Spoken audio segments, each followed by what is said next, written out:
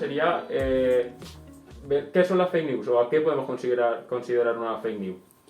Bueno, digamos que el concepto fake news, que es un anglicismo, es el que se usa mayoritariamente para un concepto que ya de por sí está equivocado, que es lo de noticia falsa, ¿no? Porque creo que se da una categoría que no tiene, al ser una noticia ya le estamos dando un valor que no tiene y normalmente, bueno, pues se refiere a una desinformación, a una información dada con elementos erróneos, bien sea de manipulación, omisión importante de elementos muy importantes de la información o directamente un invento de la noticia, ¿no?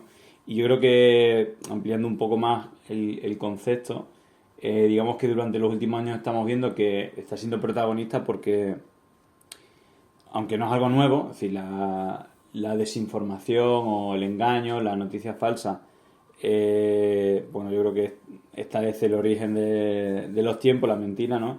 Pero sí que es verdad que principalmente, aunque no únicamente, a nivel mediático y a nivel político se ha usado como un método y como un negocio. Es decir, que es exitoso, es un método win-win porque principalmente no hay un marco regulatorio que evite que se haga de manera impune. Es decir, creo que es un método de negocio porque, bueno, se ha visto que las noticias falsas se comparten o se difunden más que las noticias reales. Y eso a nivel económico es interesante. Es decir, y luego lo veremos, los algoritmos en redes sociales han cambiado de tal manera que benefician la mentira y el insulto. Y eso tiene que ver también por la reducción del impacto de las publicaciones a una burbuja ideológica. Entonces, para romper esa burbuja ideológica, el mejor método es insultar o mentir a otra burbuja ideológica para que te respondan o para que la desmientan, de tal manera que llegas o marcas la agenda a otro espacio que de otra manera no lo harías. Esto es así porque no hay un marco regulatorio. Si esto no fuera impune, pues seguramente no se haría, pero digamos que para hacer la fake news, la mentira como método, lo único que hace falta es, bueno, pues no tener ética, no tener moral y usarlo como método que si lo combinas bien con el otro elemento que es la emoción, el generar el enfado, cabreo, miedo, pues es súper efectivo. Es decir, que lo único, la condición humana por ende, tratamos a creernos lo que nos dicen o lo que nos cuentan, más si son medios de comunicación. Entonces, si más o menos haces una ingeniería narrativa que conecte un buen titular que te cabree, bueno, pues la verdad o la mentira poco importa si me va a traer un beneficio económico, narrativo o político en este caso. Así que bueno, yo creo que ese es el fenómeno como yo lo describiría así en resumen. ¿Y cómo nacen? Porque al final hay diferentes tipos. Hay desde un deepfake, que sería un vídeo manipulado, hay lo que vimos hace poco de Yolanda Díaz, que tú lo comentaste, que ponen un titular que es mentira, con unos datos que sí que son ciertos, pero todo lo demás está descontextualizado, la imagen es tendenciosa. Es decir, hay muchos métodos, ¿no?, de nacer una información falsa. Sí, yo creo que el objetivo, por ejemplo, te decía antes que las noticias falsas o el concepto fake news que podría englobar muchos más elementos, eh, digamos, tiene un componente importante o único para que tenga éxito. Y este es que genere la emoción que yo deseo cuando lo publique, cuando lo vea la gente. Es decir, que genera una emoción normalmente negativa, de enfado, de indignación, de miedo también a veces. Entonces es como el titular ese el dicho ese que se dice que un buen titular no te lo fastidie una verdad, ¿no? Pues es eso, ¿no? En realidad lo que hace que las cosas sean virales o que funcionen no tiene que ver con que sea verdad o mentira, solo que la mentira, la manipulación o la omisión facilita que tú enmarques, si hagas el titular o el vídeo o la imagen que genere con más efectividad esa emoción que tú deseas, ¿no? Entonces, bueno, a veces se consigue con la verdad, porque a veces la verdad es jodida y nos cabrea, nos indigna o nos da miedo, pero el método consiste en continuamente bombardear con, incluso el concepto de posverdad, es aprovecharse de esa emoción para que realmente no te importe que sea verdad o mentira. Entonces, y eso lo decía Inda, creo que buen personaje para que lo decía, que la posverdad es aquello por el cual eres capaz de conectar con una persona o con una gran masa de personas, que una vez que tengas una conexión emocional puedes echarle todas las mentiras que quieras. Es decir, si yo a una persona o a un conjunto de personas soy capaz, por la mentira o por el contexto que ya tuviera de antes, de odiar a una persona, a un colectivo, a un partido político, a una ideología, a un colectivo como pueden ser los inmigrantes, los feministas o un partido político, si mediante mentiras ya soy capaz de generar una aversión de esa persona o grupo de personas hacia ese otro colectivo, pues ya va a estar condicionado para seguir recibiendo noticias que le generen emociones del mismo sentido, ¿no? O en este caso indignación, odio. Entonces casi es una necesidad, ¿no? Había un dicho de Roger Ailes, el director de Fox News, que la gente no se quiere informar, la gente se quiere sentir informada. Entonces, básicamente se llega a generar un modelo de negocio mediático por el cual yo voy dándole al piste diario en dosis de odio, del odio que ellos necesitan. Y es lo que están buscando. Entonces, hay una clientela, hay usuarios o clientes que demandan cierto tipo de información, en este caso desinformación, que tiene que ver con que le generen su dosis diaria de odio. Es lo que consumen, es lo que quieren y es lo que quieren difundir en redes, y por eso, bajo el amparo de la impunidad total, de falta de marco regulatorio, se ha convertido en un modelo de negocio de éxito. Luego en la parte ética lo podríamos valorar de una manera o de otra, pero yo creo que esa es un poco la clave en todos los sentidos, sea omisión, sea manipulación, sea mentira total, pero siempre se repite en el modelo de éxito, también político, mediático, narrativo, mediático, generar la emoción que tú deseas, y para ello, bueno, porque esa verdad o mentira es lo menos importante. Al final también tendemos a creernos un poco lo que ya pensamos, ¿no? Como a reforzar nuestros propios pensamientos, porque así nos quedamos más tranquilos pensando que es verdad. Como a lo mejor incluso pensamos que es mentira, pero como es afín a nuestra ideología, a nuestros pensamientos, a nuestras experiencias, pues nos lo creemos y ya está.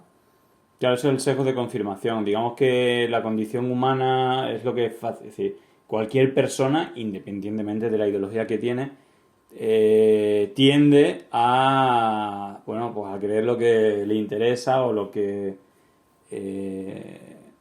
bueno, al final eso, tenemos un componente, nosotros en la conducta que tenemos, o digamos, por decirlo de otra manera, tenemos una parte humana y una parte reptiliana, animal, ¿no? Eso en el cerebro estaría el bulbo raquídeo, la parte central del cerebro, que sería la parte reptiliana, la que responde a emociones o al miedo, etcétera, y luego la corteza cerebral, que es la parte que ha ido evolucionando con la cultura, con el desarrollo humano, etcétera, que es la parte más reflexiva, más racional.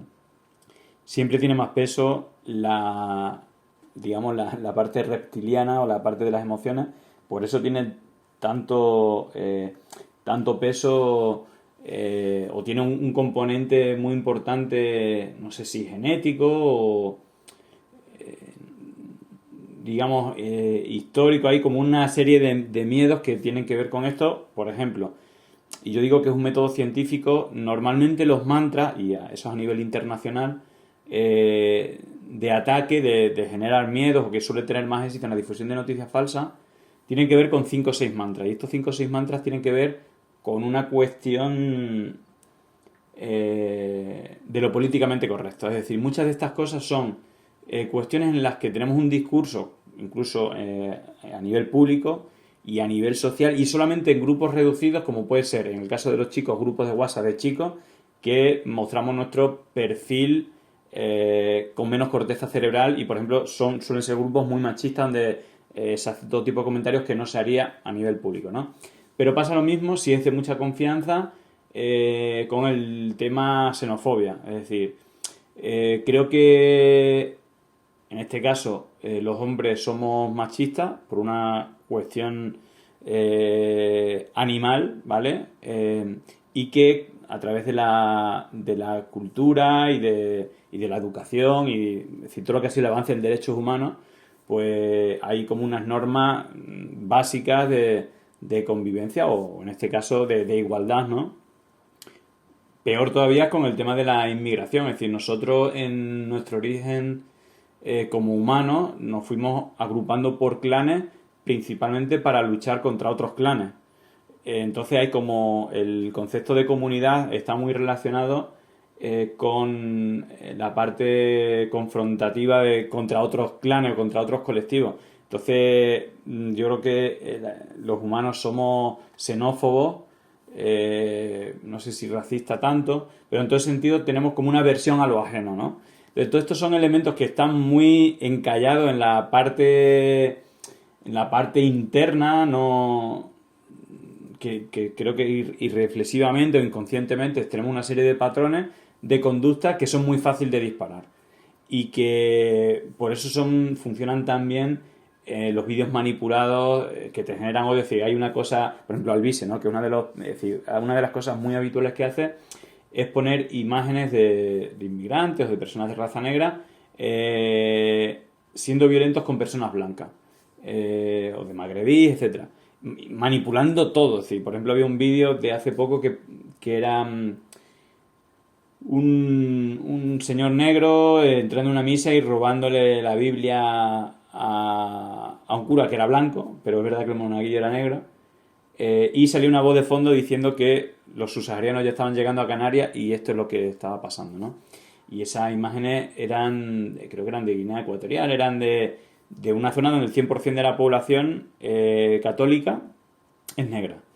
De hecho, en uno de esos hilos investigué ese país y efectivamente solo el 5% de la población era blanca y el 40% era mestiza y el otro 40% era negra y era la comunidad católica. Pero bueno, porque había un cura blanco y usó esa imagen para justamente lo que necesitaba, como necesito esto para incendiar ahora mismo a la gente ahora mismo que están llegando subsaharianos a Canarias, para demostrar eso. Bueno, pues en todo caso creo que es muy, muy común el uso de este tipo de técnicas y que vaya, entonces en todo caso tiene que ver mucho con la parte emocional, el disparadero y que por eso muchas veces se usa lo de la corrección política, ¿no? Dice, eso lo uso mucho Trump, también vos, estamos en contra de la corrección política, tal. Entonces, muchas veces articulan un discurso de odio para odiar a ciertas propuestas políticas o cierta defensa de los derechos humanos de colectivos que tienen, históricamente están vulnerados. Entonces, mediante esta técnica tratan de pues hacer una lucha contra los avances que había en los derechos humanos, que ellos llaman la batalla cultural, pero que básicamente cuando dicen batalla cultural tiene que ver con retroceder en el avance de derechos de minorías que por una cuestión histórica pues no ha tenido esos privilegios porque la parte, digamos, menos desarrollada intelectualmente del humano provocaba injusticia o violencia hacia esos colectivos. Bueno, me he enrollado como mucho, pero es como un poco la raíz de lo que yo creo que es un método científico que se ha usado con éxito. De hecho, Steve Bannon, que es un poco uno de los creadores, era publicista, él sabía muy bien tocar, digamos, los toques. Luego estuvo trabajando en el mundo del videojuego en Asia, Control Center con miles y miles de personas contratadas, que creaban miles y miles de bots. Entonces también tiene el control de esos dos conceptos. El método Bannon es mentira, odio y bots. Entonces eso es el método que se usa y usa un método científico. De hecho, la empresa Cambridge Analytica, que fue muy conocida, es solamente una sucursal de CLS Group que lleva 20 años trabajando con los mejores investigadores en psicología de la NSA, es decir, trabaja con los servicios de inteligencia de los Estados Unidos, con todas las plataformas digitales y con psicólogos. Y antes de lanzar Cambridge Analytica estuvieron haciendo estudios muchos estudios durante muchos años en países del tercer mundo principalmente para ver cómo se cambiaba la conducta masivamente y qué elementos y tal. Entonces es un método científico que funciona, sí o sí.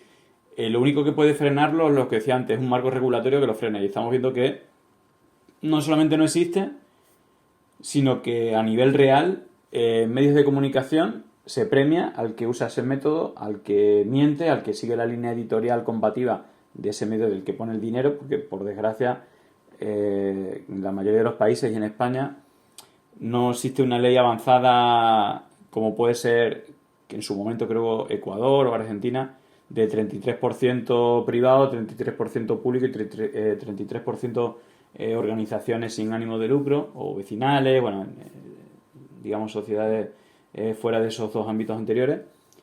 Y al final prácticamente hay un monopolio privado que tiene unos intereses y que aparte es rentable, es decir, que es rentable ese modelo de hacer desinformación.